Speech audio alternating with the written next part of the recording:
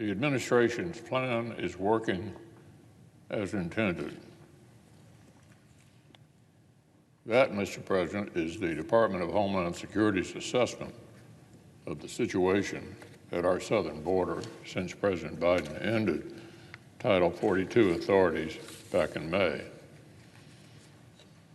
On the Biden administration's watch, Customs and Border Protection reported record-shattering numbers of illegal border crossings.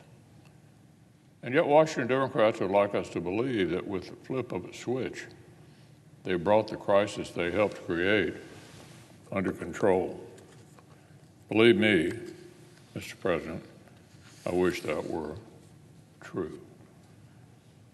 But the American community is dealing with the effects of President Biden's open borders, like the record flows of deadly drugs, no different. And so do the thousands of migrants caught up in this administration's humanitarian catastrophe along the border. Here, unfortunately, are the facts. While the Biden administration crows about migrant encounters declining, the month of May 2023 saw nearly 35,000 inadmissible persons arriving at southern border points of entry.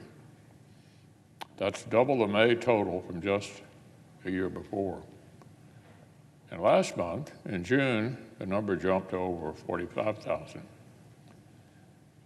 Meanwhile, the number of FBI terror watch list suspects arrested at the border thus far this fiscal year has already set a new annual record.